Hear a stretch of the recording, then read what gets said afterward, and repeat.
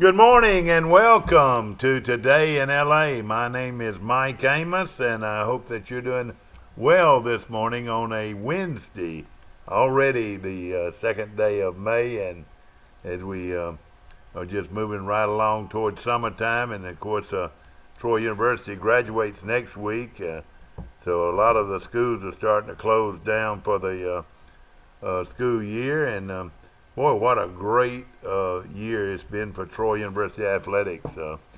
Not only with their 11-2 football season and a victory in the New Orleans Bowl, but another good year in basketball. We didn't go to the playoffs, but again, solid year. And then of course our baseball team is really on fire. They beat Jacksonville State last night, 8-2, and boy, I tell you, and of course, I don't know of any kid that's more deserving than our good buddy at Troy. And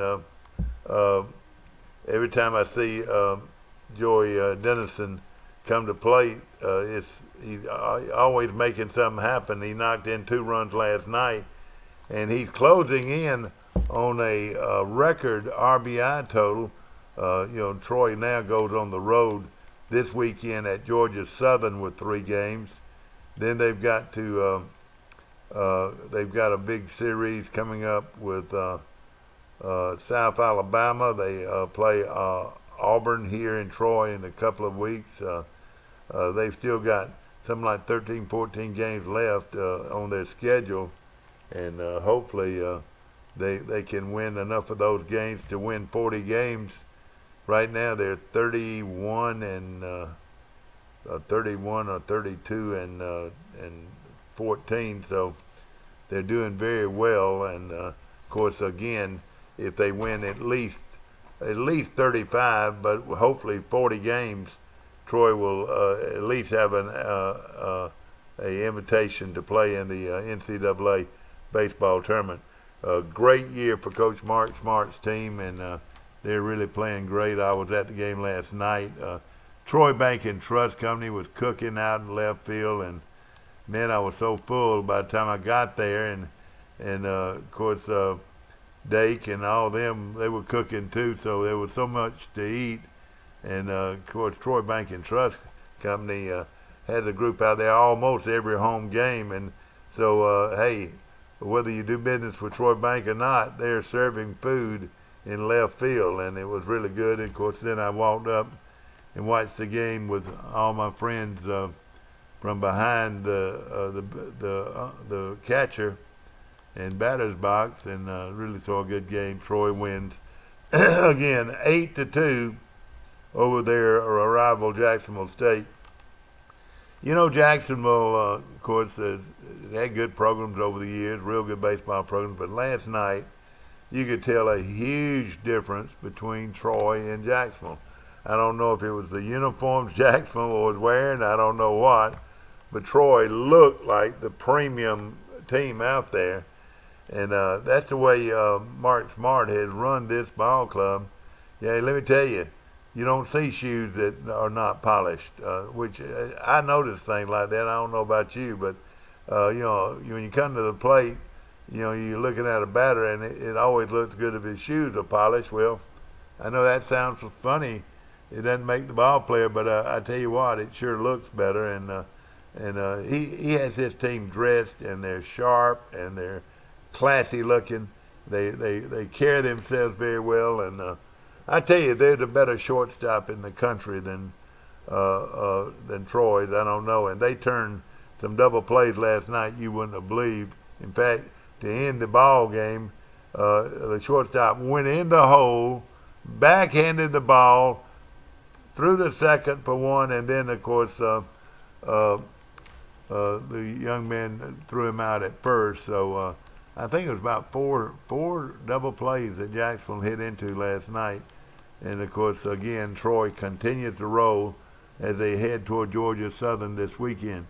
Of course, a lot of high school softball and baseball still going on.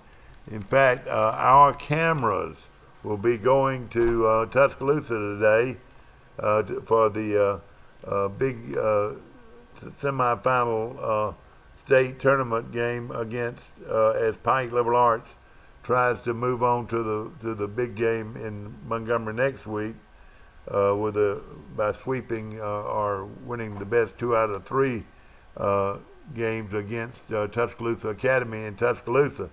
And ladies and gentlemen, Troy Cable will be there, and they'll be there live.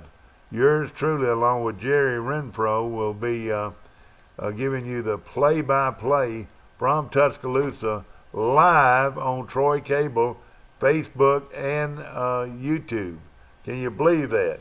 We'll be live in Troy starting at around 3:45 or 4 o'clock is the actual game time, and we'll be there bringing you all the highlights and the drama of today's big doubleheader between the Pike Liberal Arts Patriots.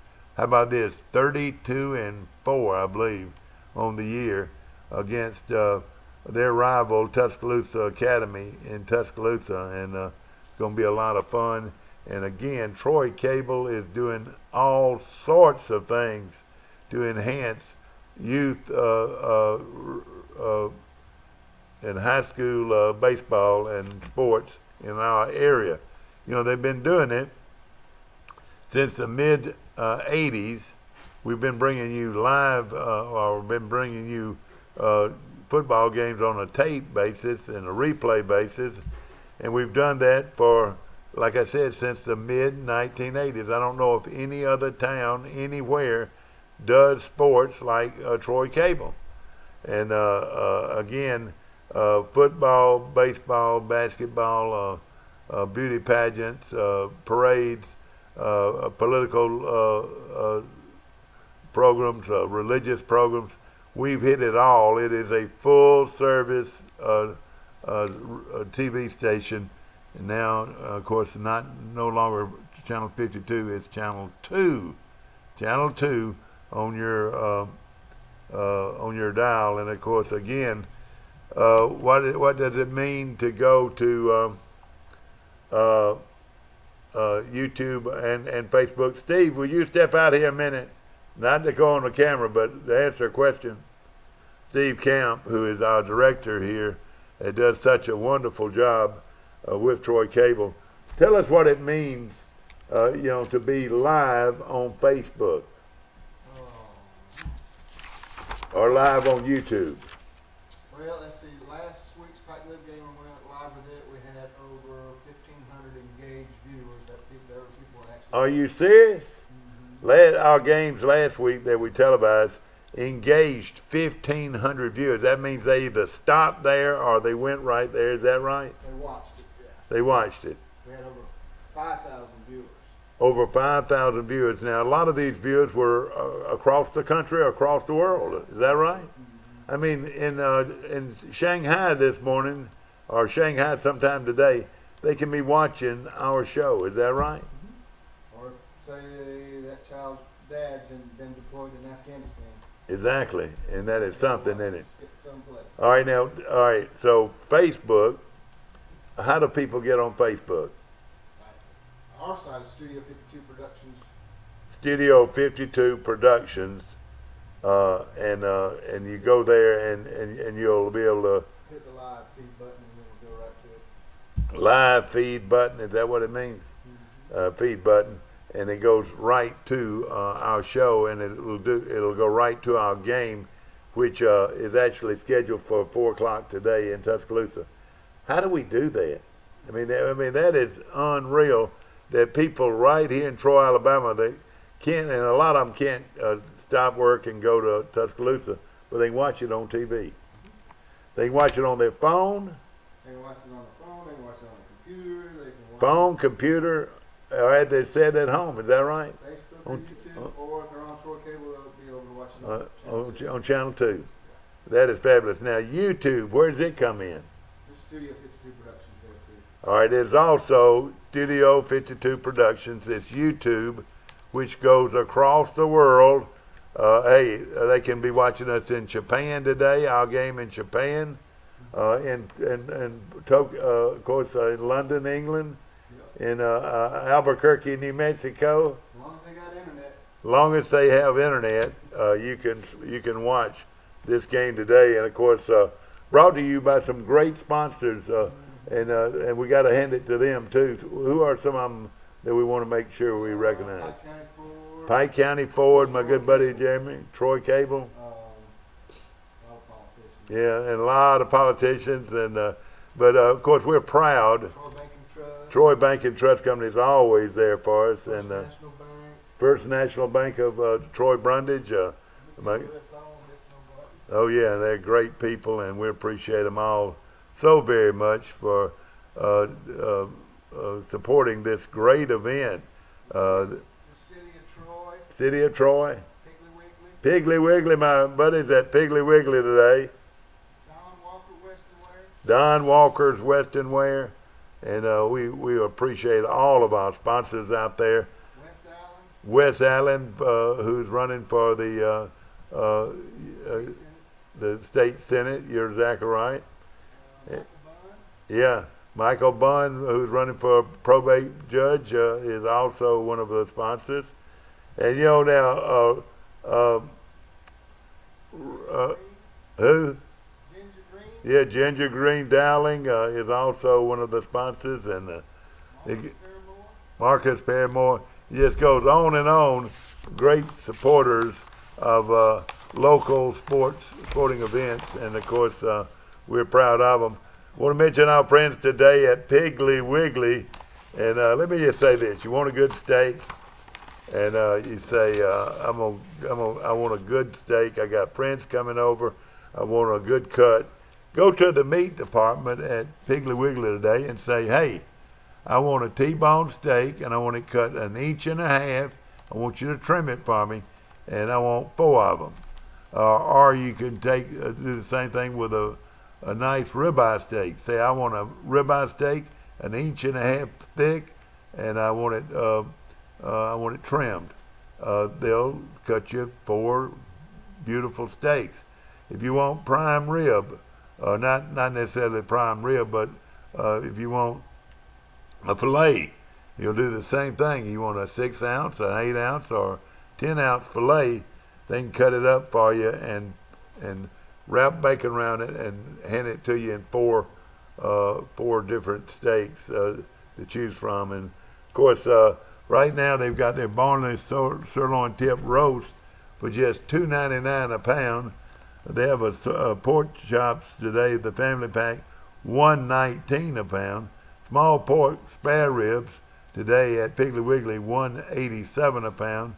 Boneless sirloin steak, and just $3.99 a pound in the family pack today at Piggly Wiggly. Boneless, skinless thighs that you love to put on the grill, $1.88 a pound. Center cut pork chops, $1.49 a pound, and the sales go on and on and on. How about right sliced bacon? 2 packages for $6.99.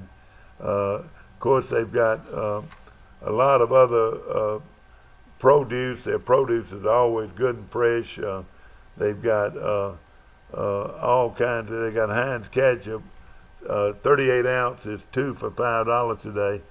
And again, the sales go on and on today at Piggly Wiggly. And remember, cost plus 10% today at Piggly Wiggly right here in Troy. I want to say good morning to Jason, Gregory, and all the folks at Premier Dodge Chrysler Jeep on the bypass. And of course, I'm going to throw Ram in there, Ram trucks. And boy, they sell a lot of those. And of course, right now they've got a 2018 Ram regular cab for just $18,995. Try to compare that anywhere else. In fact, compare that price with a sticker price of $28,290, a savings of over $10,000 at Premier Dodge Chrysler Jeep. I want to also mention Dodge 2000 Dodge Journey today with a sale price of $16,890. Let's go to our phones. Good morning. You're on Today in L.A. Hi, morning. Mike Amos calling in from Birmingham today. Mike, I'm going to be in Tuscaloosa today, where on your phone, Mike, in Birmingham, you can watch the game between Pike Liberal Arts and Tuscaloosa Academy. What time do those games start? 4 o'clock. Okay. Of course, you know. I'm actually gonna be working down in Troy today, so I guess I'll miss you. Well, I hate it, man. I hate it. But you'll be able to watch this game. My cousin Jerry Renfro, whose grandson Nate Renfro is one of the star players on Pike Liberal Arts' team. We're going to be sort of having a good time together. So will they play at 2 games? Like if they win 2, best 2 out of 3. Best 2 out of 3. If they split today, they'll play again tomorrow. But of course, if whoever wins, 2 games wins the series, and they'll go to Montgomery next week for the championship. So you might have a late night if y'all do both games. Well, we're going to spend a night. Troy Cable's putting us up, man. Troy Cable's putting you up? Hey, listen, we do it first class. It only took 33 years for them to put you up? No, the only time I really need to be put up. Hey, they would do it any time I needed to be put up. But it's going to be a lot of fun. Where in Tuscaloosa y'all going to stay? The Ambassador Hotel. Are you familiar with that? No, I'm not familiar with the Ambassador Hotel. What is it? It'll be a nice hotel. You could always go to my favorite Italian place downtown after the game tonight, De Palmas. You'd really enjoy that. What now? You like Italian. What's the name of it? De Palmas. And do they stay open pretty late?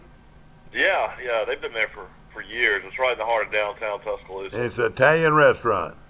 Yeah, it's my favorite. What would you recommend to get? Spaghetti or? Yeah, their pasta's really good.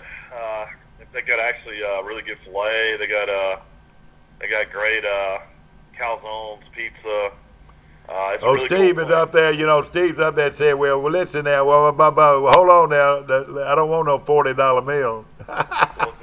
Lasagna is really good. It's built in an old pharmacy in downtown Tuscaloosa. I'm excited. Also, if you want a steak, Chuck's has great steak and seafood. It's really good too, downtown. Well, there you got Dreamland too, don't you? Yeah, you got the original Dreamland. That's right. How many Dreamlands do they have now, Mike? They got 2 in Tuscaloosa. They got the original, and then they got one right next to my office, right across the river from downtown. They got one in Birmingham, one in Montgomery, one in Mobile. I don't know if they have one in Huntsville or not. Yeah. Well, I know this. It is delicious. A guy I work with, John David Smelser, he's the women's basketball coach at Tuscaloosa Academy, and they won the state championship. And then Mike. They've been good for years. And then the men's basketball coach is another guy I used to work with, Wimp Sanderson's son, Barry Sanderson, is the head boys basketball coach, and both of them won the state championships. they got a lot of really good athletes there. They've been good for a long time. I remember at one time they won something like 40-something games in a row. They were really, really good. Why is Pike number 1 and they're having to travel? How did that work out? I don't know. You're exactly right. I don't know how you can be number 1 and having to travel, but that's what it could be. But this Pike team, Troy baseball continues to dominate midweek. Their only 2 losses on the year are to Auburn and Alabama, and they beat Jacksonville State 8-2. So they keep on winning like this, they're going to find a way to get into the NCAA tournament, which will be great. It was very impressive last night, and of course, anytime you beat Jacksonville State, a big rival like that. But boy, you could tell the difference in our programs, Mike. Oh me, I like a lot of it. And you're gonna laugh at me. A lot of it's the uniform. They came out in these old drubby-looking uniforms, made them look sort of bad to begin with, but Troy just looked like by far the class team out there, and the premium Troy, team. Their baseball uniforms in some of the Adidas catalogs I have. I don't know if I've ever told you that. No, okay. So they recognize our uniform. Is that right? Yeah, they do. But yeah, Troy wears Adidas, but Jack State wears Adidas too. So it makes me wonder what they're wearing. Tell the folks how big it is for Troy to be playing Mississippi State in Birmingham next week. Well, you're talking about one of the, best programs in the SEC for years and years in baseball. So it's a time to play Mississippi State. Even if it's in Starkville, it'd be a lot of fun to go to a game there. But it's exciting. There's tons of Mississippi State stickers and tags you see in Birmingham, and Yeah. they have a lot. Well, their logo is one of the top logos in college sports. Did you realize that? Yeah, And it's all it is an M and an S. Yeah. But isn't that right? We're going to try to come to that game that night. Well, we're gonna have a tailgate. Especially when I heard tickets were only $5. Oh yeah. Well, and also there's gonna be a big tailgate. Troy's gonna be putting on a big tailgate with all the coaches, the football coaches, basketball coaches, and all of them will be participating in it. Yeah, the Trojan Tour. Yeah. So it's gonna be a lot of fun, and of course, what I like about it is you got Birmingham pretty much rooting for Troy. You know what I mean? Well, you'll have a lot of state fans though that live here in Birmingham as well. Yeah. How good a ballpark is Regents Park? How do you compare them? I mean, Regents is just brand new, state of the art. Well, so it's the one downtown. Regents is downtown. Yeah, I mean, Regents is downtown. The one they built next to. I was thinking we were playing at the where the SEC tournament's going to be We're held. playing old school Hoover Met. SEC championship's been for years. So the game's going to be at Hoover Met. Yeah, so basically when you come to Birmingham, you'll turn left on 459 and head towards the Hoover Galleria. When you pass the Hoover Galleria, the next exit is 150. All right, but so that's not the pro team's field, is it? No, the Barons play downtown. They moved about 3 or 4 years ago. Yeah. We're playing where the SEC championships Yeah. for years, and then we're playing where Hoover College football plays games. We're playing where they have the most disastrous parking situation in the world. Is that right? No. How many times have I heard of people trying to go to the Hoover Met to an Hoover Met's actually got tons of parking. It's not that bad. Now downtown, you would have to park on the street. Well, but I've heard the traffic though is so tough getting to that ballpark. What I've heard. I don't think it's that hard Yeah. at all. Actually, I told my wife it'd be easier. Yeah. Stop it. Do you ever go to any of the pro games there in Birmingham? I've been to a few of them. Their stadium is right, in the heart of downtown with a bunch of big buildings and condos right behind it. And there's a big brewery called Good People that's right across from it that has a lot of different cool things to do. It's really a lot of fun. Well, tell me what's going to happen to Birmingham, and they've already approved the new stadium. Where will it be held? Be placed? Be right across from the Sheraton Hotel in the BJCC. All right, but they're not going to tear down the gym there, though, are they? They're going to keep it, aren't they? No, they have it. They have a lot. I mean, or not a lot. They have an old park a lot where everything will go. All right, now they built a new hotel down there that's got a ladies and gentlemen, got a driving range, a golf driving range. It's called it's a real big thing for Birmingham to have it. It's called Top Golf. They have them like in Vegas and like really big cities that usually have them, but they have one in Birmingham now. And then what they do, they have the drivers, and you just be sitting there eating and say, "Well, I want to go hit some golf balls." You have a waitress, and it's like a bar. They have really good food too, is what people say. And you basically rent out your own little driving range area. And you're sitting right there on the interstate, and when you hit the ball, you think you're going to hit cars, don't you? Well, they got nets that are literally like probably about 8 or 9 stories high. Yeah. It's pretty. It's one of the most unique things maybe this country's ever seen. Wouldn't you say? Well, I mean, it's definitely really popular. I mean, all right, now you're sitting at a restaurant, you take your kids in the. You can bring your clubs or rent clubs. That's what I was wondering. Will your driver? Do you hit just your driver, or do you hit your irons, or what do you hit? You have all kinds of different, greens and places where you can hit, targets and stuff like that. I mean, you can use every club. Do they have? What is a guy like Andrew Williams? Let's say he goes up there, and he's hitting the ball 360, 380 yards, or 400 yards. What does he do? I mean, he's fine. I mean, you can hit it that far. I mean, they got nets, so they're going to stop it if you get to a certain point. Well, it's very unique. And then, of course, with the stadium going up down there. Now, that And- place on 98 at the beach for years, where the Holiday House was, had nets. I don't know how many of those I hit out on to 98. Yeah. Well, let me just say this. Many times. In Birmingham, once they build the stadium, they're building new restaurants down there. That's going to be the place to go, They isn't got it? several restaurants. They've got the Todd English Pub. They got the Brazilian Steakhouse. That Brazilian steakhouse, is that where they bring you your steak to your table and So they let you... carve the meat. So basically, you have a button, and when the button's on the table, they can keep on coming by with their skewers Yeah. and cutting the meat off, and you basically just tell them no when you turn your button. Oh, gosh. Do you like it? I've never been to that one. Now, me and John Reeves, for years would go to the one down in Biloxi. Yeah. I've been to that one many times. Yeah. But they've got a really good burger place, Mugshots is down there. They got a pizza place down there. So it's getting to be the place to go in downtown Birmingham, isn't it? It's called Uptown. Uptown, okay. That's what it's called. Ladies and gentlemen, talking to Mike Amos in Birmingham Birmingham. this morning. Birmingham's a lot different than it used to be. It used to be 5 Points where everybody would go. That's where Yeah, that's right. that's where still considered the best restaurants are. You got Bottega, you got Highlands, you got Chez Fonfon, you got Ocean. So it's a high level, pretty much it's more high level, is that right? Yeah, and then you got Lakeview District, which is more of the new bars and restaurants and a lot of fun places to go. My wife works down in the Lakeview District. Yeah. And then you got Avondale, which is where Avondale Brewery is, and the Parkside area. I mean, Birmingham's all these different little areas. You get. Birmingham is it's a fun town to live in, isn't it?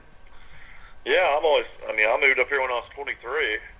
So I was telling my wife the other day, between living in Tuscaloosa a couple different times, maybe moving back to Troy a couple times, I think I've lived here for 16 years now. Well, there's no better place to live in America than Troy, Alabama. Is that right?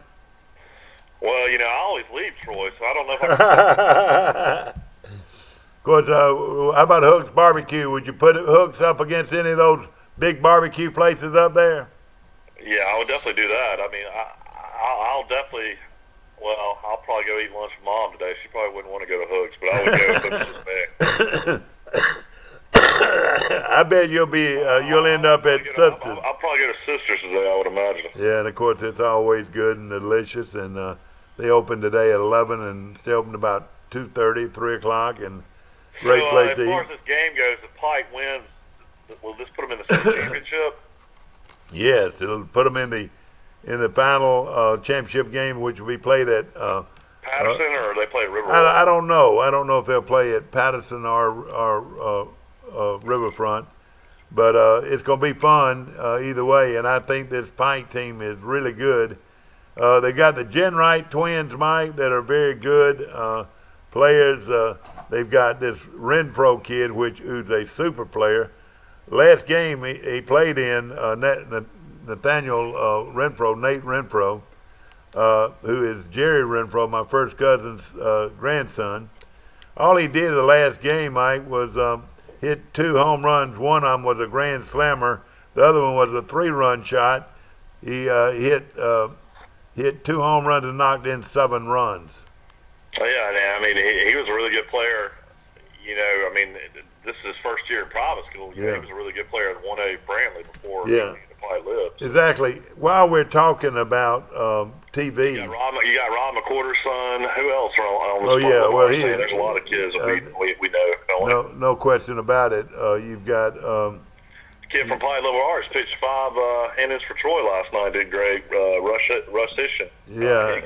Well, he's a fine pitcher. Rush is, and let me tell you this: the best player on the University of Alabama's baseball team played at Pike Liberal Arts in Troy. Chandler Chandler Avant. Avant. Yes, sir. Oh, they say he's the best player on Alabama's team. He wears glasses now. I didn't recognize him, but he wears glasses now, and I think it's helped him see the ball better. Yeah, I don't know how that works. I don't know if you try contacts first and then Yeah. you move to glasses, or how that works. Mike, another great thing about TV on ESPN3, you can watch Troy sports almost every night, Yeah, I could. Yeah, that's right. or every time they're playing. When they And- played Alabama, I was able to watch it. Yeah, and it's just amazing what television's doing. I'll tell you what, it's really saved me. These last couple of years having these little ones.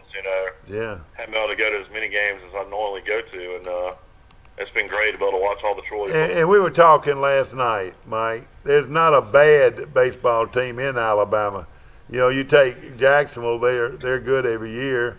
You take Samford; they're coming off a 15-game winning streak, aren't they, or something like that? Yeah.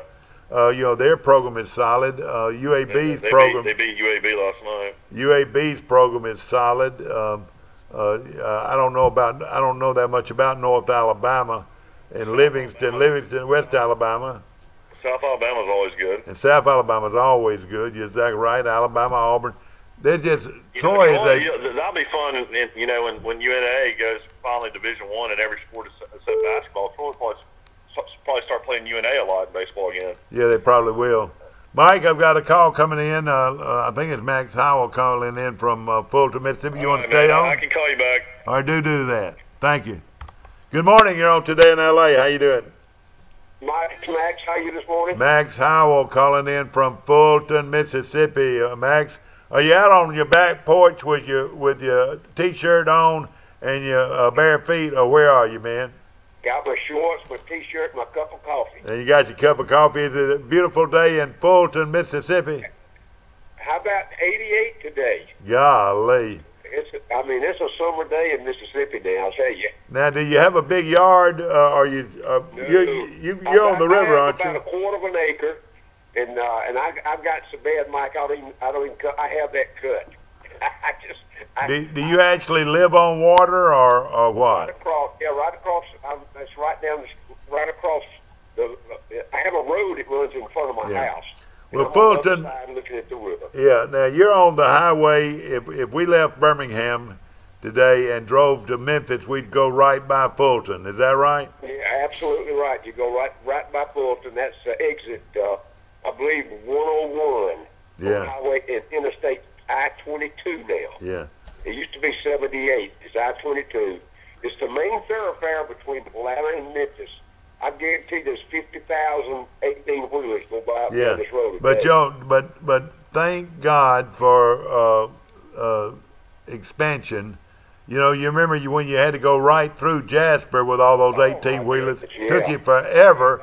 If people thought Troy was bad on Friday, Jasper with those 18-wheelers was bad every day, wasn't it? Absolutely. Well, before I-22 was developed, San Fulton, right downtown by the courthouse. Yeah. It was a mess. But now they bypassed Jasper, and now you got a full interstate all the way to Memphis. Is that right? Oh yeah, you bypass Tupelo, New Albany. But it's brought Oxford is not near, like if Alabama, Auburn, Troy was playing in Oxford, easy to get to, and not but about a 2.5, 3 hour drive. Is that right? Exactly right, Mike. You go to Tupelo and hit Highway 6, which is all 4-lane now, right into Oxford. It's about 45 minutes from Tupelo. Exactly right. We're talking to Max Howell, a renowned sport talk analyst, ladies and gentlemen, one of the better known figures in the sporting, especially radio sports that we have today. Of course, he started all of this back after he finished coaching football. Of course, he was at Troy and at Ole Miss and at Florida State and coached on some good programs. Then you went to Atlanta and you started a sport talk show called.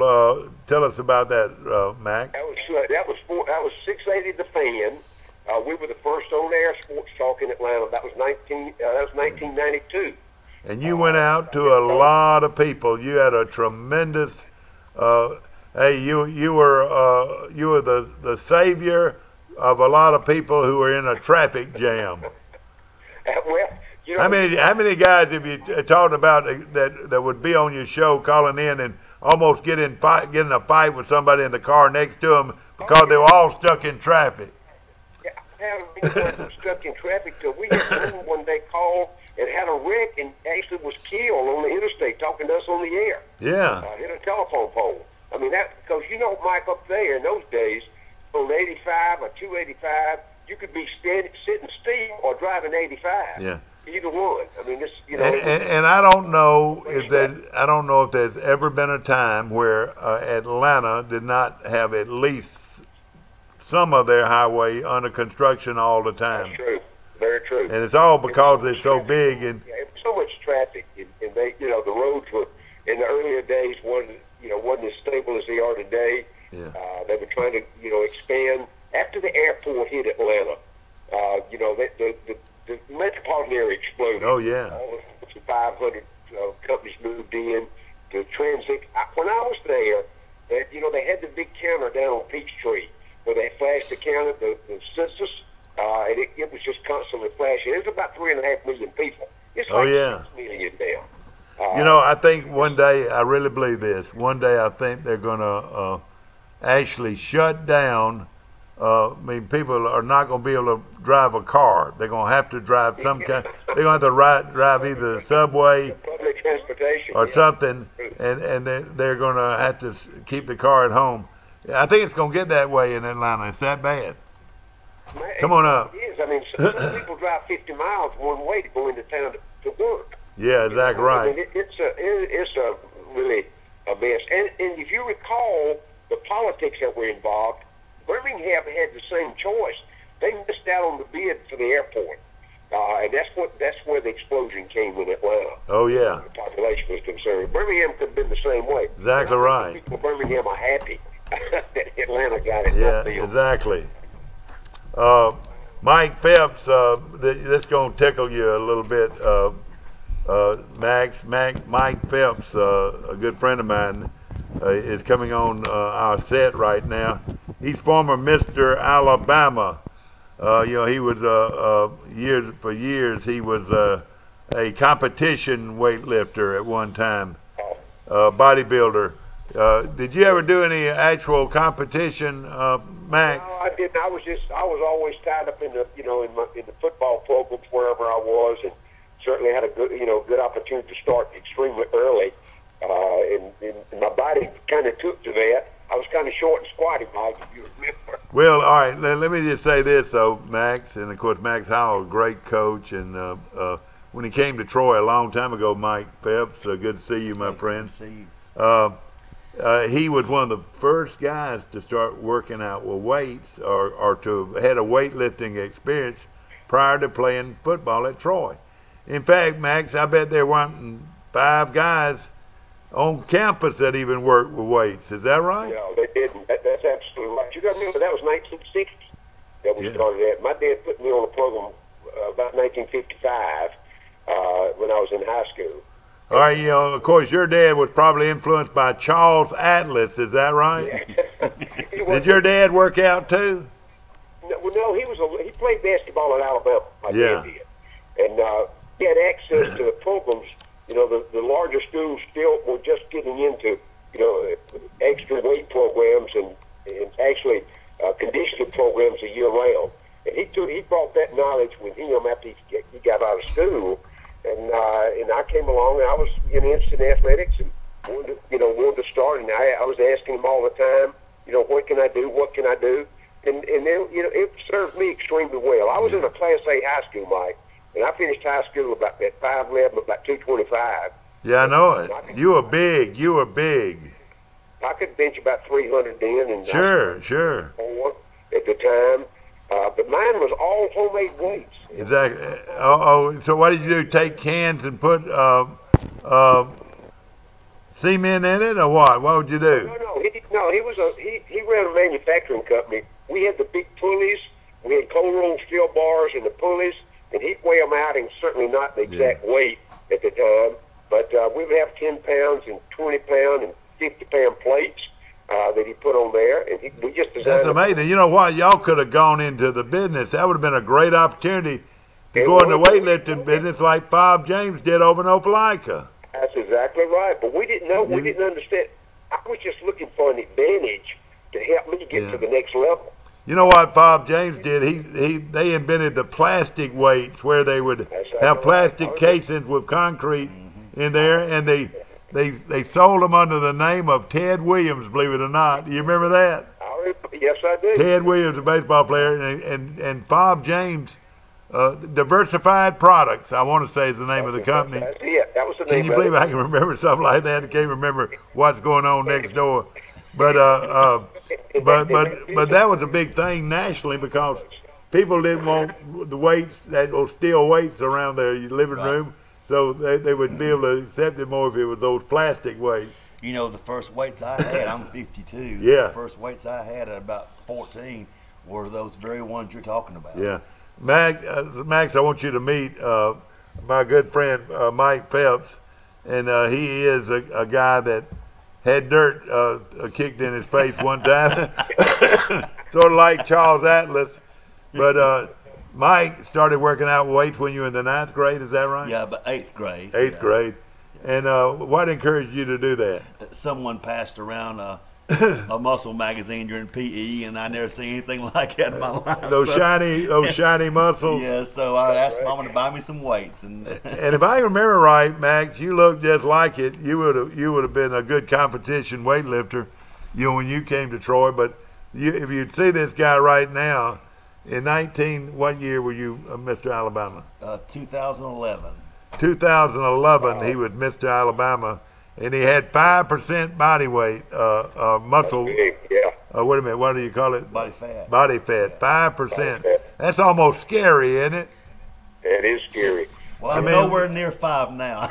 I bet you were miserable, wasn't you? Because you were carrying around all muscle and no fat.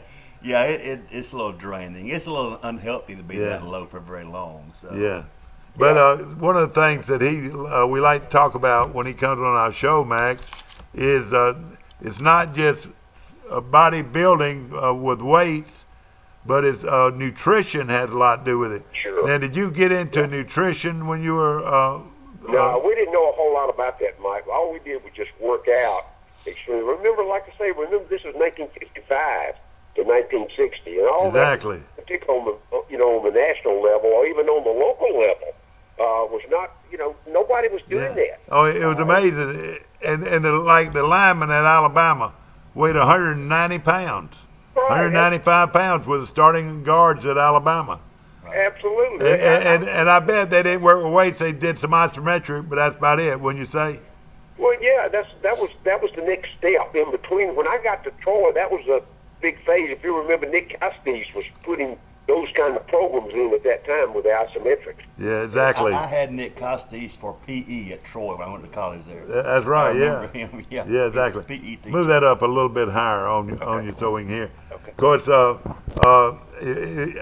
this is if the two of y'all were together, y'all could really have a lot to talk about because y'all both are guys that developed strength-wise early in your lives, and of course, you went from being you didn't play football or Well, I played until my dad was in an accident. When I Yeah. was in 9th grade, Yeah. and then I played till then, and Yeah. then that pulled me away. And by the time a year or so went by, I was Yeah. caught up in the weights bad. But now, what did you do? Just read everything you could find about weightlifting, or did anybody instruct you? yeah, or- and back then I didn't have a clue what I was doing. Nobody in Troy was doing it Yeah, much, was it? yeah. It was actually probably 5 or 6 years before I had a clue as to what I was doing. Now, Jim Tompkins, were you around Jim Tompkins Yep, at all? wasn't his wife the PE teacher? Yeah, that's too? right, You ever yeah. remember him?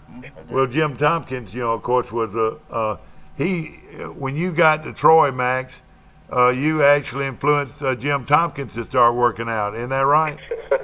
I think so. Jim and I became very good friends, if you recall. And then later on, John Fairclough started lifting weights, probably, I imagine. Yeah, he was. John was already into isometrics. Yeah. Costes. He was already here. And isometrics was you could do it with gosh, if you wanted to work you could use pressure. Right.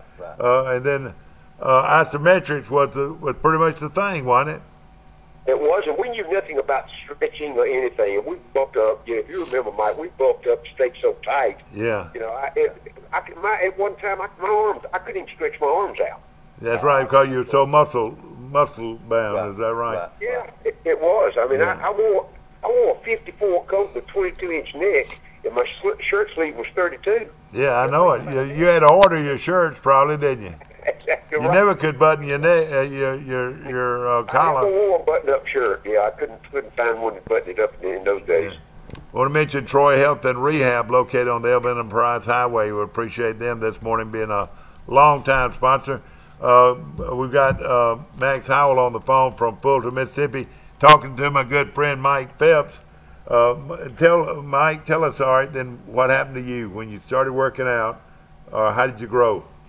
Well, like I said, the first few years I didn't have a clue. I just worked out, did the same body parts over and over, which was basically chest and biceps. Yeah, Everybody everybody wants to look at those biceps. Yeah, I didn't know you had other muscles in your body too. So, and then later on, obviously, you start getting around people who know what they're doing, and you learn, and it's just trial and error. And then back then, it's kind of like it was what he was talking about. This really didn't take off till probably the 80s, I would say. Yeah. That's right. And Very true. and then after that, it just exploded. Yeah. You know, so you just learn as you go. Just think how much better players would have been, and I'm one of them. If I had some kind of weight program, I was over 6 foot tall.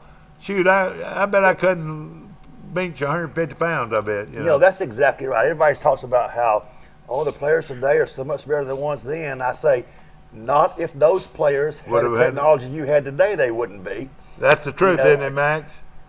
And listen, Mike, y'all both understand this.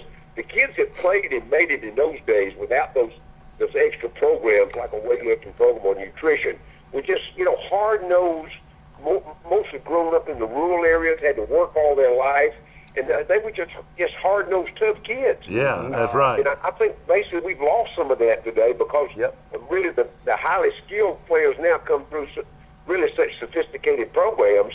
They have developed themselves into that kind of athlete. No question about it. And of course, now strength programs are the most important thing. When a kid goes to a campus to look at a program, the first place he wants to go is the weight room. Yeah. I'm gonna tell you guys. Look, I've been around the best athletic programs in the country. I know you have. In my career, and I'm telling you, the most sought after coach after the head guy's hired is a strength and conditioning coach. Yeah, exactly. That's the biggest, and normally he's the next highest paid out of the staff. They pay the guy at Alabama over $500,000 a year. That's more than most of their position He'll get another coaches. raise if somebody tries to take him away. That's right. And you know what he's doing now? You're not going to believe this. You know what? He stresses now, and I don't know if either one of you all have ever been around it. It's jump rope.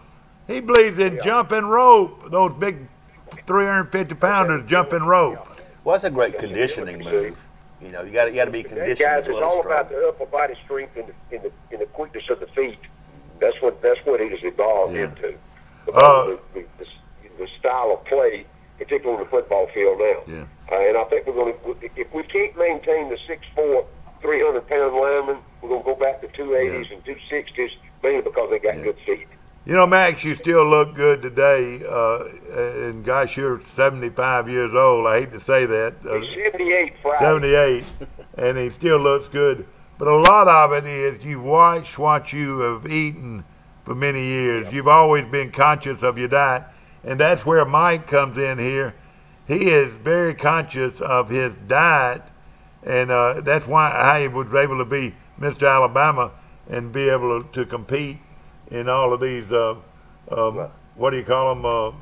These, just competition. Yeah, competition, and that true, Max? You pretty much watch what you eat?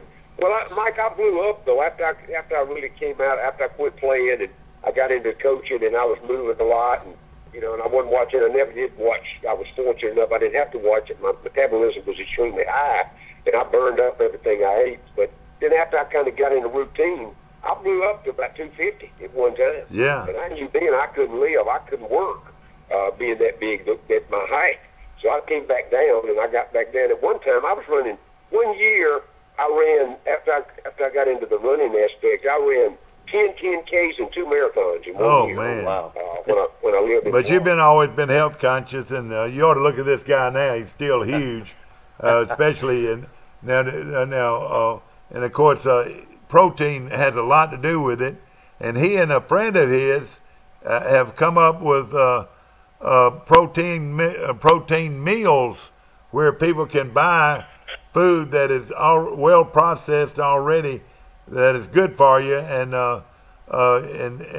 tell us how that works. Yeah, it's a meal prepping service that's based out of the Preston Steakhouse here, but it's a separate business called Preston's Pro Meals, and it's for people who either don't know how to eat healthy, or maybe they know how and don't want to cook, and we just fix the meals for them, and they tell us what they want, and we fix them healthy, and then they put them in the microwave, warm them up, and it's time to eat, and there you are. And it's good food, and of course it's good for you. You know what I mean?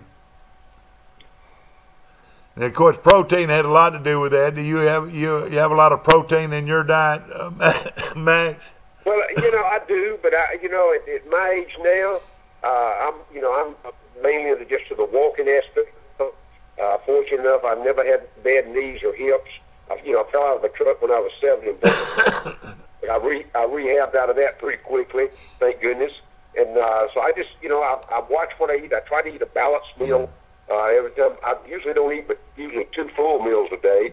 And I try to, that night meal, I try to make that the lightest meal of the day. This is not, this is not Nutrisystems, but it's similar to it as far as it allows people to buy good food and not and it makes it easy. Is that right? Those guys made a fortune with the Nutrisystem. They sure have. Today's world is so fast. Everybody, we've evolved into a fast food kind of mentality. Yeah. So a lot of people don't have any clue of how to eat good, how to eat healthy.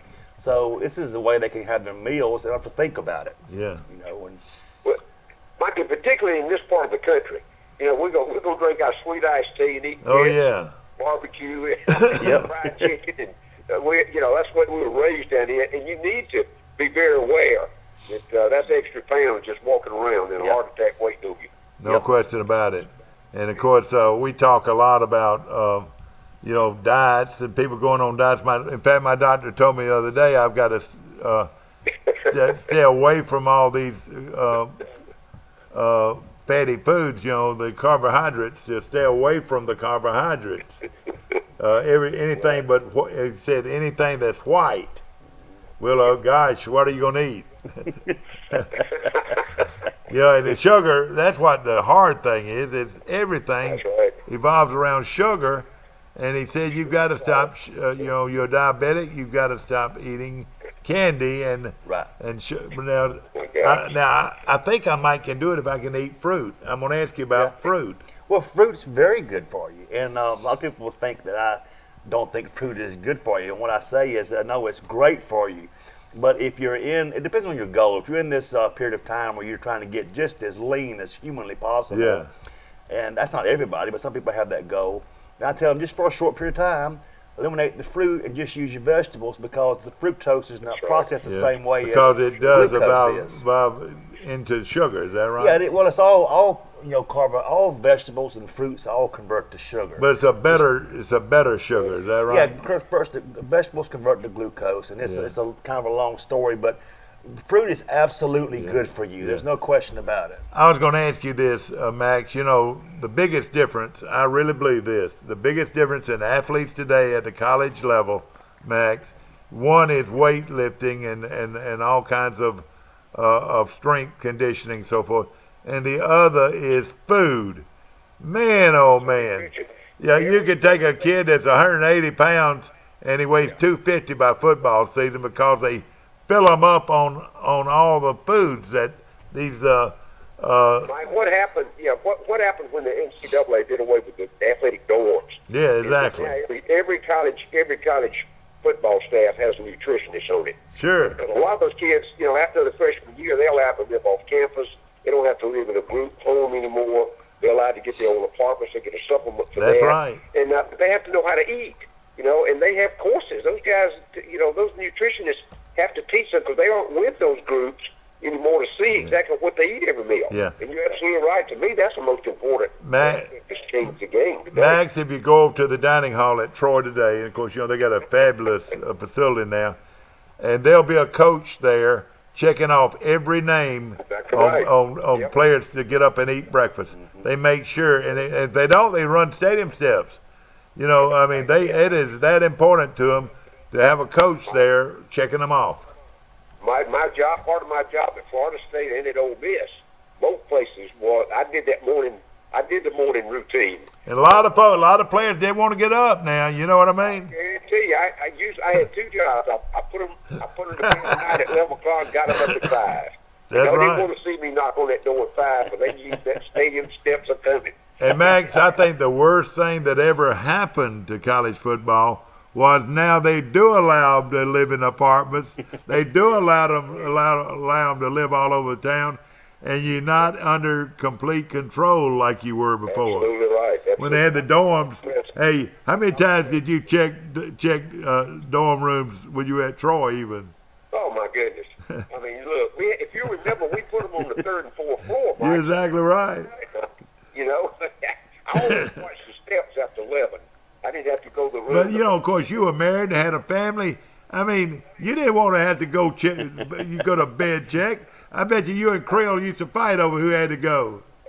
Well, Billy had now, you know. I'd have a couple of nights, and Billy'd have a couple of nights, and Philip would have a couple of nights. We'd rotate it out. All right, now, let's just say one didn't show up.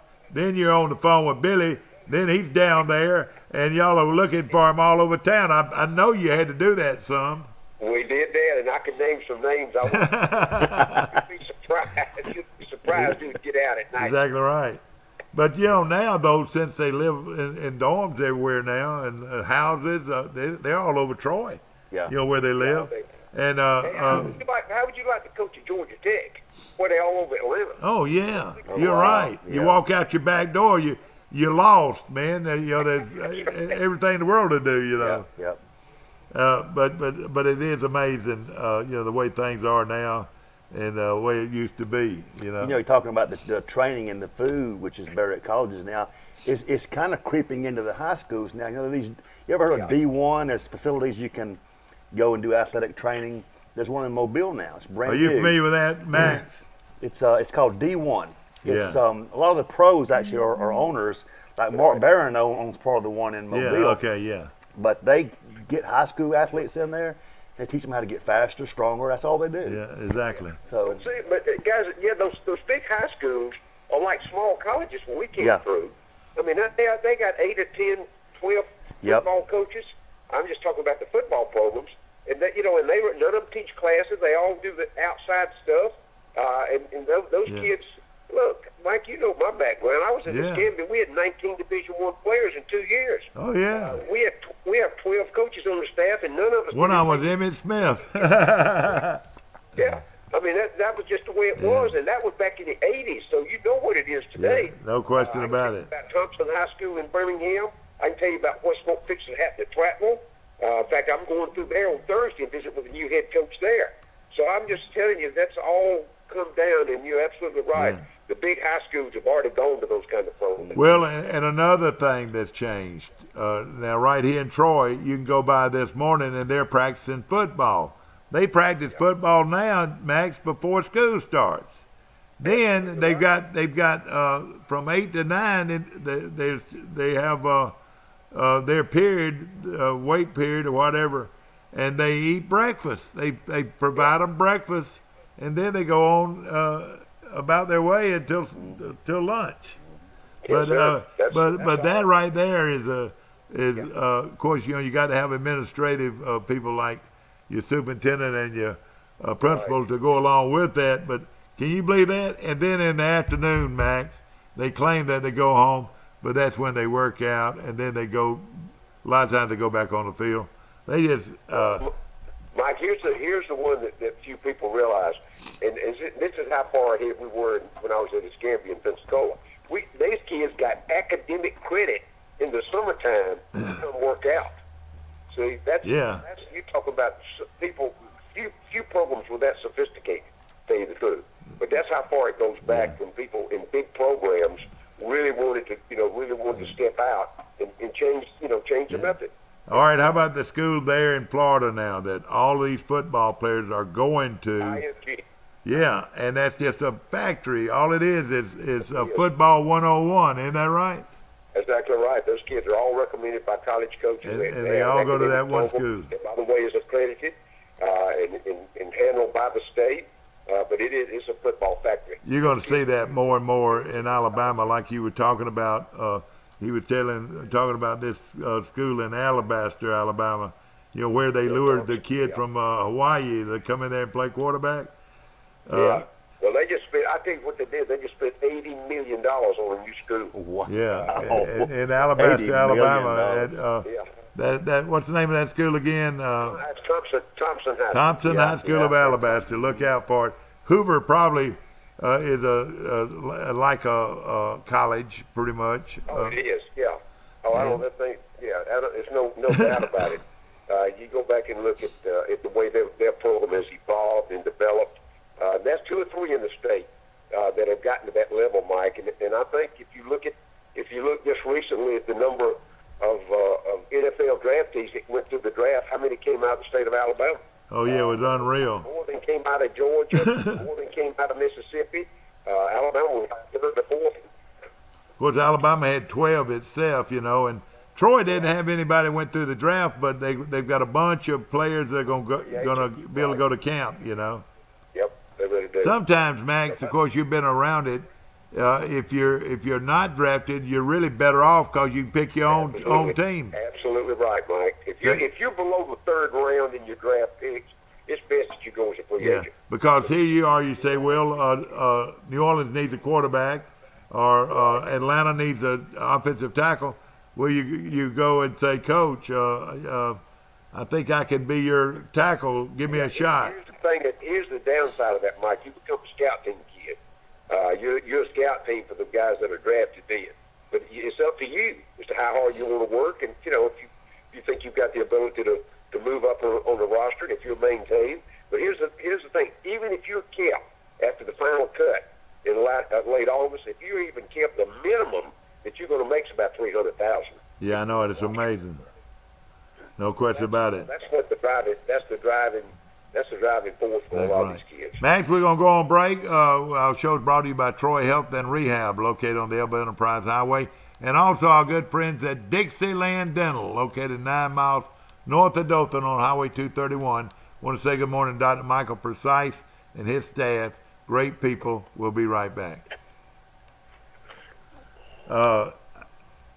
Mike, comes on my show periodically, and we actually start talking about diets and things like that. And he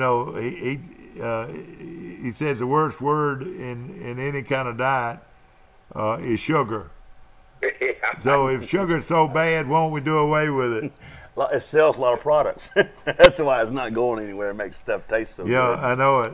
You know, the bad thing, you don't see many sugar-free ice creams or sugar, you know what I mean? How about yogurt? Yogurt is yet to come up with a sugar-free. Have you ever noticed that? Yeah, it's a money thing. People out there that's not going to change, guys. Yeah, that's right. We all won't do. We all know what is best for us. Yeah. But sometimes we all have that weak moment too. Yeah. And I'm going to tell you. You're right, and I don't necessarily. He's got cookbooks everywhere. Yeah.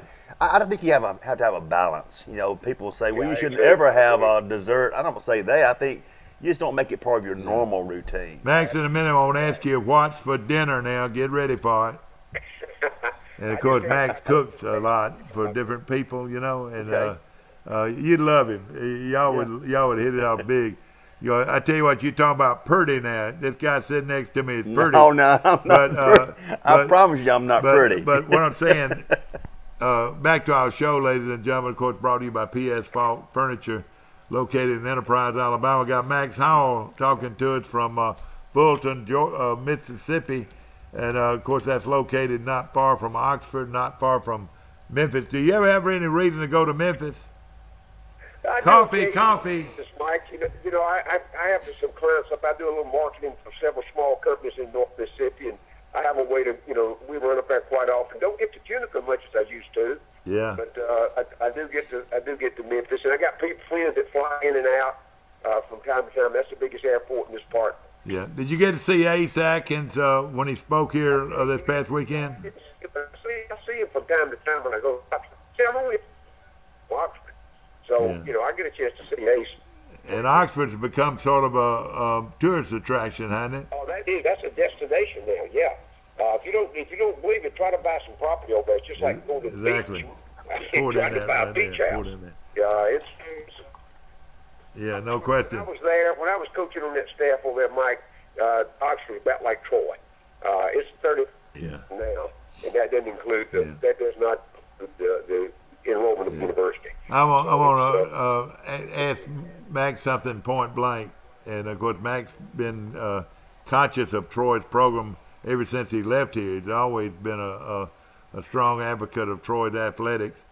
But Max, when you were here a couple of weekends ago, and you saw, and you and I rode around and we spent a lot of time together, it's almost a miracle what Troy has done. I mean, you look at our facilities compared to 10 years ago. It's just phenomenal. It's phenomenal. You can't explain that to people, though. I had a lot. My sister graduated as well. I was visiting with her by phone this weekend, and I was telling her again about the campus, and they come. She has one son in Montgomery that works with the television station up there with Raycom, and then the other child that lives in California. So she didn't get back to Troy very often. But the fact is you're right. When I left there off the coaching staff, there was 3,500 kids on campus. That's 13,000 now. Oh yeah. I mean, it was just the town has just absolutely exploded over the last 10 to 15 years. No question about it. Of course, now you talked to Wimp Sanderson and call in their show 2 or 3 times a week. What did you tell Wimp? Says I told him I was going to take him down there one day and give him a guided tour. Yeah, people, you're exactly right.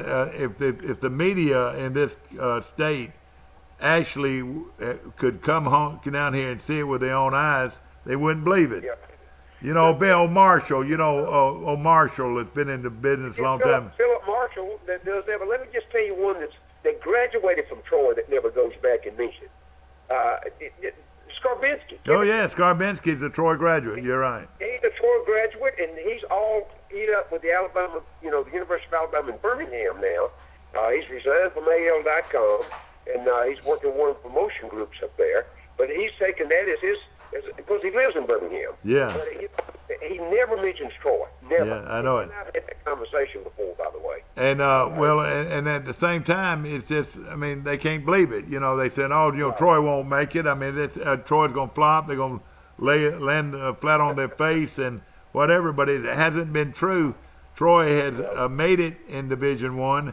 I tell you what, the reason why they're growing so much, high school kids now are saying, Troy, you see, they're big time athletics. Hey, Troy is pretty good. Troy, students are seeing Troy as being bigger and better. Don't you agree? They have, Mike. Absolutely. They've blessed with great leadership there. Jack Hawkins has done. Yeah, he really has. He really has. And keeping that. And I was there when he first was hired, and he's done a remarkable job. He really has. And he brings like-minded people back that have the same philosophy. And of course, we can't say enough of what Neil Brown's done through the athletic department. Oh yeah. And they've done a really, really good job there, and I think that accounts for not only the success, but counts for the exposure they get. And the way, like a guy said to me, he said, Brown is as good a coach off the field as he is on the field. Yeah. And what I'm saying, just a lot of the things that y'all did that weekend, he's conscious of what goes through these the alumni and the former players' minds. Am I appreciated? Well, let's just say this, ladies and gentlemen. They called out about 50 or 60 names, and he told all about that individual. Now, don't you know that made that guy feel proud? That Troy still remembers what I did. Yeah. After the Hall of Fame, we had the being at the alumni house over there. That's right. And I don't know how many, several hundred people showed up, but I got a chance to stand aside and talk to Neil Brown a few minutes.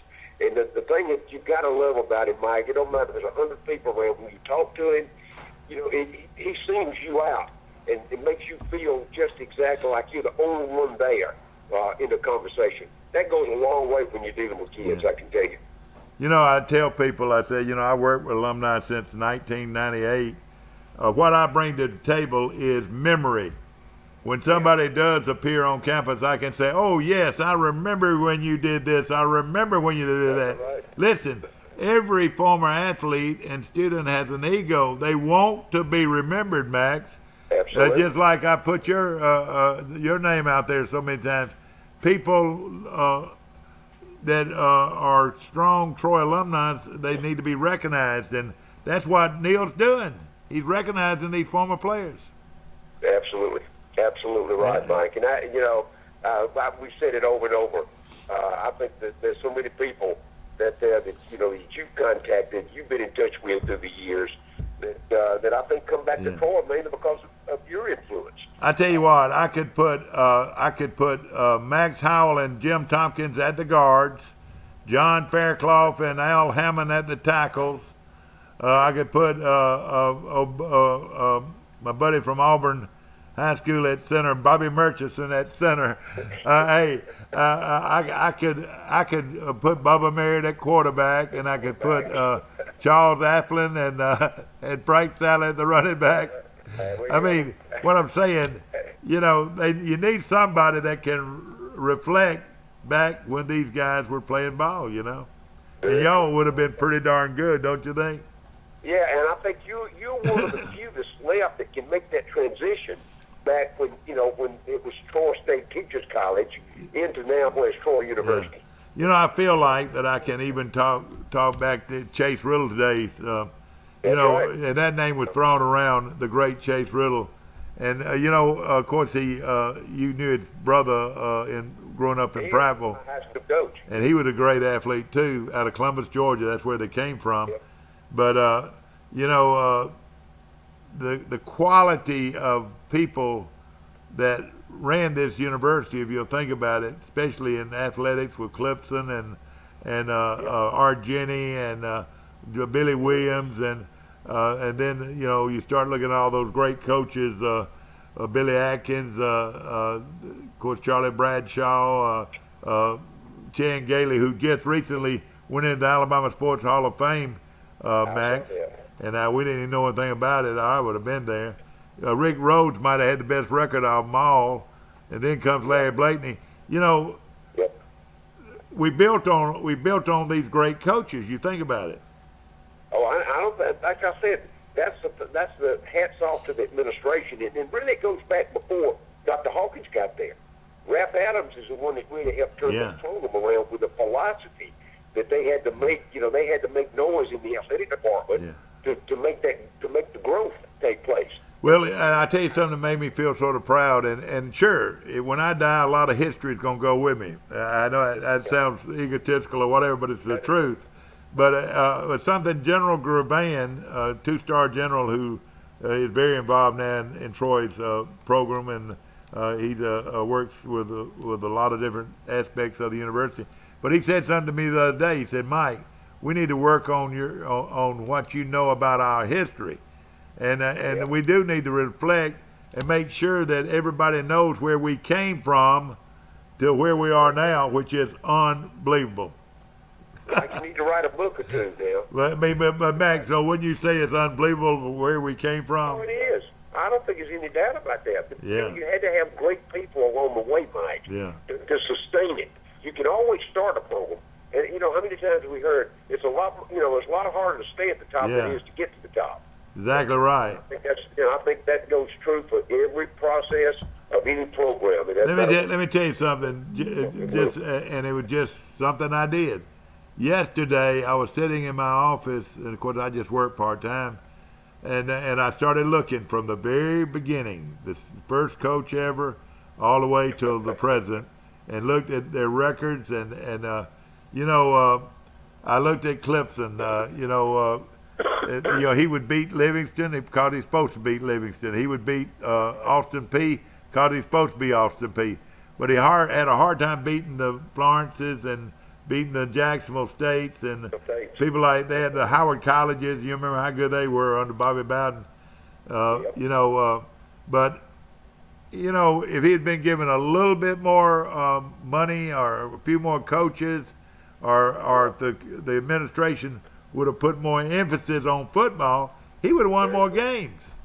Right, but remember we've had this conversation before. That wasn't the emphasis at that time. They were interested in putting. They wanted you to be a coach, didn't they, or a teacher? Right.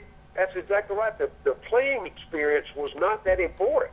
It was the learning experience that you got from the classroom, and then if you were able to play on the field, that was an additional, additional positive for you. Yeah. But the fact is, I never heard the word in 2 years about winning a ball game.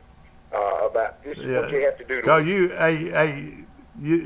had to teach. You know, you even when Atkins got there, y'all had to teach, didn't you? Oh yeah. I remember I coached.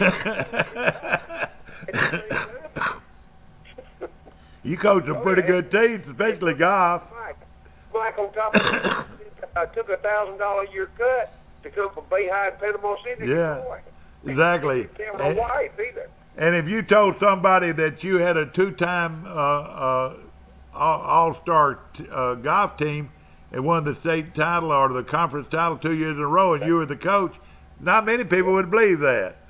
Well, look, Mike Griffin went on from there. I know. Auburn and was a head coach for 25 years. That's right. I visited him the other night when I was there. That's right. But of course, what an experience. Well, let me tell you what everybody's waiting for. Just waiting for. What's for dinner, Max? Mike, up here is what's for supper. And I got two groups. And I quickly want to tell you just a side story. One of my good friends up here, in the military, and ran into a guy when he was in the military from Hawaii, and he and his wife were over visiting. Now the guy that is from Hawaii, his dad was Don Ho's band director when Ho was doing so many positive things over there. Yeah, Don Ho owned Hawaii for a long time, didn't he? Exactly right. Well, when Don Ho passed away, and then my friend's dad passed away, the island turned into a funeral procession. I'll be honest with you. And then, by the way, his wife he ran two. This was back in the early days. Ran two casinos in Las Vegas. That where that emphasis came from. She worked for two lawyers out of Chicago.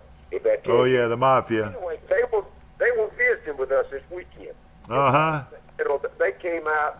He has written two songs. He got an interview in Nashville. He's going to have a couple of the songs published, and he's waiting on that. So anyway, all these people came to a cookout that we did on Sunday afternoon this past week, and I did deer tenderloin. I sliced it up, and I tenderized it a little bit. I put jalapeno pepper. You didn't tell them it was deer, though. They thought they were eating pork, didn't they? No, they thought it was beef. I marinated it. I marinated in a Worcestershire and garlic. I put a little lemon juice in it to kind of tang it up just a little bit. I rolled it up. I put a toothpick through it. When the bacon's done, the deer meat's done. And I cooked it on an outdoor grill. And we had, I'm going to say I probably cooked 10, 15 pounds of that. We on the side, we did our tradition. We did some baked beans. We did potato salad. We did garlic bread. And we washed all that down with a big old pitcher of sweet iced tea. And it served. Now, I know this doesn't do well, but these guys, you have to understand the group I cook for. These are outdoor rural guys that work outdoor. They're loggers, they're hunters, they're fishermen. I fixed the Mississippi mud pie. And what that is, that's a 3-layer chocolate cake sprinkled with pecans on top. Oh, boy. If you're eating that, guys, they're ready to take a nap. I can tell you that. I hope you had some vanilla ice cream to stick on top of it now. There's available that I took. It cooked the Mississippi mud pie. I did that at my house. Yeah. I only live about 3 miles from the kiln. Yeah. So I was able to slide that in the back of my SUV and take that down warm, and I put it in the oven warm down there. And the option was if they wanted vanilla ice cream, they go to the freezer and get that out. Exactly right. Max, throw out a telephone number or address that folks can get in touch with you. Our telephone number is 205-422-4573. My email address is max.gameday, GAMEDAY @yahoo.com. And what is the area code again? I'm at 205. Oh, okay, yeah, 205. Good deal. Max, have a great week. Thank you so much. Thanks. Thank you all so much for the time. All right, that was Max Howell. And, of course, we do get into move back and forth a lot. Tell us about, of course, we've got Mike Phelps here, a man that has been there and done that. I mean, at one time, you watched your diet so much you went down to 5% body fat. Yeah, back when I was competing. How did you feel when you had that little body fat? Well, you feel, I mean, you're very mobile. Were you and stiff? No, not stiff. It's just that you're burning through food so fast. You know, if you're not eating constantly, you have a lot of fatigue. But that's too low. That's an unreasonable body fat percentage. The only reason I did that was because of the competitions. All right, if you're going to go on any diet right now, or if you want to eat healthy, the first thing you've got to do is stay away from sugar. Yep. Kill the simple sugars. But that sugar gives you energy, though. Well, it's a very short-term, temporary Where's another energy. source of energy? Well, you get energy from any kind of carbohydrates, which would be vegetables, fruits, anything. The problem with, a vegetable or a fruit is going to convert to sugar, but it does it slowly in your body. A simple sugar has no converting to do. It's already in its simplest form. All right, so that's fruit. Well, I mean, no, fruit's going to convert to sugar, all right, things. Yeah. But like simple table sugar, there's no converting to do. It's in its simplest form already. That's what causes the problems. All right, the plus thing, we're going to go minus and plus. Minus sugar, plus drink a lot of water. A lot of water. All right, that's for your metabolism. Yeah. Now, what I'm saying, it's just like an engine, isn't it, with fuel. Right. You have a metabolism, is that right? Yeah, and the water does a lot of things for you. I like to preach it not only for metabolism, but it also helps to flush out things that you need to be flushing out. Excess sodium, for instance. A lot of water helps to kind of keep your body purified. Keeps things flushed out you don't need. I love eggs in the morning. I like grits. I like toast. I like bacon. Tell me the no-nos. Bacon only because it's extremely high in saturated fat. It really has a lot of fat. And a lot of bad Birds, fat. Had some of the but best it tastes bacon good. in the world, Yes. Bird drugs for bacon is wonderful. And then I got Dulce next door, got those quiches that are delicious. You ever buy from them? No, I don't think. Really good food in the mornings at Dolce, which is located right next to Bird Drugs. All right, now white. My doctor said pretty much everything white as far as carbohydrates go. All right, that means stay away from breads. Well, it does, and it also, I think a lot of, in my opinion, his advice is because your diabetic condition. Yeah. Anything that's white like that is going to convert to sugar very fast. So the Atkins diet would not be a bad way to go, is that right? No, for you it definitely would not be a bad way to go. Yeah. But you don't have to go completely Atkins. You can I would just stick to vegetables and things versus your starchy carbs. Well, I like vegetables. I like turnips. I like cabbage. I like okra. I like, but you can't eat corn. Right, well, it converts to sugar you fast. Can't eat rice. But if you're not diabetic, Yeah. my opinion on the whites, like the bread thing, is it's small portion. It's portion control and those kinds of things. Two things that you've always said since you've been coming on this show. One thing, you think the perfect food is eggs and peanut butter. Is that right? Well, eggs, peanut butter, if it's not one of the ones that's got tons of added oils and sugar to it, which most of them do. Natural peanut butter. Yeah, and eggs are excellent, absolutely excellent, in my opinion, source of nutrition. I mean, it's hard to beat an egg. Yeah. that was an unintended pun there. But you're right. Scrambled eggs. But I used to say I could eat bacon, but you're right. A lot of fat. Yeah. Well, you need something lean, don't you? Yeah, it's lean, and that's not to say you can't have. Your body can actually use small amounts of saturated fat. It's the big doses that they're not good for you. All right, so stay away from sugar. Add more water, plenty more water, and then of course we talked about things, carbohydrates such as the rices and the grits, and and I love grits. I do too. And butter and all that. Try to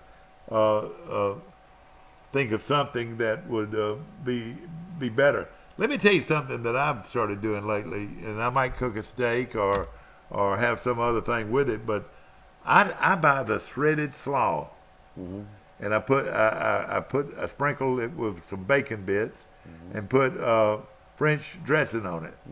Oh, I mean, that is good to me.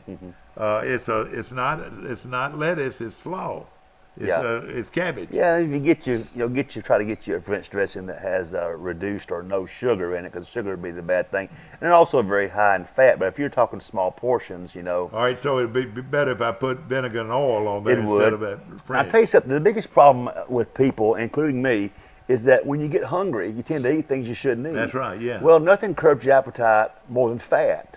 So that's why when you eat a big greasy cheeseburger, you're full for 5 hours. Yeah. So like a handful of almonds, handful of cashews, those kind of things can be some snacks you can eat that's going to help curb your appetite. Why don't you put some raisins in there, or some dates in there, or some something like cashews or something like that? Is that okay? There's nothing wrong with that. The raisins are like, any kind of fruit is nature's candy. All right. A salad with vinegar and oil, you can definitely do. Yeah, and just kill the croutons. Yeah. Which is a bread product that was not going to do you much good in that salad.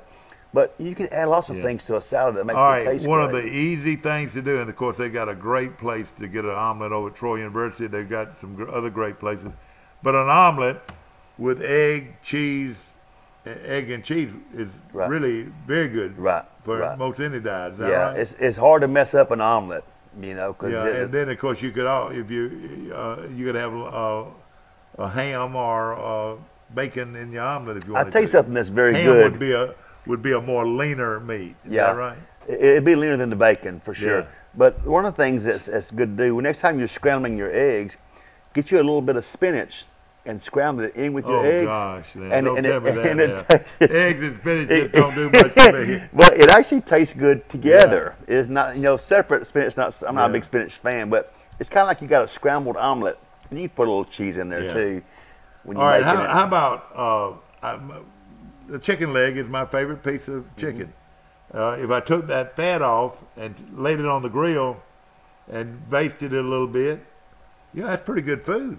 Yeah, chicken. Of course, you've got parts of chicken that are much lower in fats than others. Now, chicken leg is going to be a dark meat. All right, tell us that. Which is the better part of the chicken breast is going to be by far the leanest piece you can eat off of chicken. Chicken legs are going to be, any of the dark meat is going to be much higher in fat content. But again, if you pull the skin off and you're cooking like on a grill where the fat's kind of dripping off of it, it's much better. Scrambled eggs are a omelet for breakfast. A good salad with maybe a grilled piece of chicken for lunch.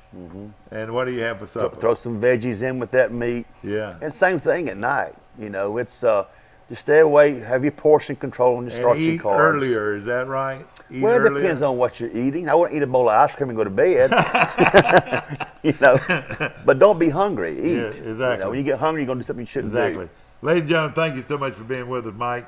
Ladies and gentlemen, we'll be next time you see me, I'll be coming to you live from Tuscaloosa, Alabama, as Pike Liberal Arts School, the Patriots, do battle with Tuscaloosa Academy in the semifinals of the state baseball championship, and it's going to be coming to you live on Channel 2 today. Plus, it'll be live across the country on Facebook and YouTube. So we hope that you enjoy this production of from Troy Cable, showing you that Troy Cable is the most sports-minded cable television company in this country. We'll see you later.